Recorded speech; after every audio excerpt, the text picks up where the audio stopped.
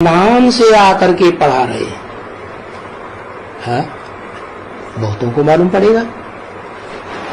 अभी तक पता नहीं तो गीता में कैसे लिखा हुआ है, मैं सूरज चांद सितारों की दुनिया से पार, जहां सूरज चांद सितारों का प्रकाश नहीं पहुंचता, मैं वहां से आता हूं। गीता में लिखा हुआ है, और गीता बहुत पुराना शास्त्र है, तो लोगों ने पढ़ा नहीं होगा अभी तक, है पढ़ा ही नहीं होगा। अरे विद्वान पंडित आचार्यों ने पढ़ा है ना, तो इसमें नई बात उनके लिए क्या हो गई है?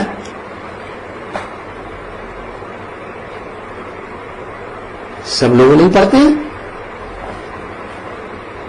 अरे यहां परम धाम से आने की बात हो रही है। दुनिया वाले शास्त्रकार विद्वान पंडित आचार्य गीता पढ़ते हैं तो वो जानते हैं ना वो कहाँ का रहने वाला है। गीता में ही लिखा हुआ है, जहाँ सूरज चांद सितारों का प्रकाश नहीं पहुंचता, मैं वहां का, मेरा धाम है। तो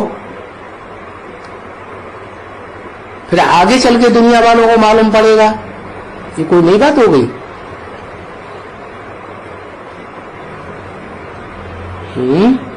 हाँ, जो इस सृष्टि में जब बाप आते हैं सुप्रीम सोल, तो जिस तन में रहते हैं, जिस रथ में रहते हैं, उसके लिए कहते हैं क्षेत्र। क्षेत्र माने खेत, रहने का स्थान। तो उसको बताया परम धाम इस सृष्टि में, परे ते परे धाम। क्यों बताते हैं ना, तुम्हारा बाप भी है क्या, बाप को याद करो और घर को याद करो। तो मेरा ही घर है या तुम्हारा भी घर है? तुम्हारा भी घर है। तुमको भी कल्पांत काल में, महाविनाश में ये शरीर छोड़ करके कहां जाके बैठना है?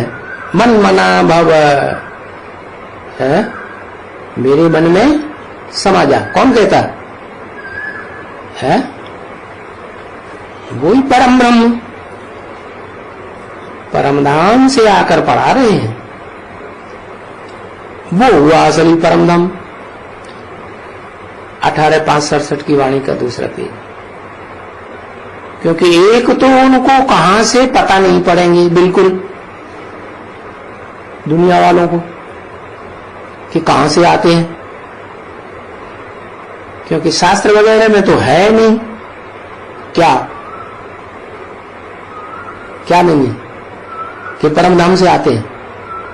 अरे शास्त्रों में तो है या नहीं है? फिर क्यों कह दिया शास्त्रों में नहीं है?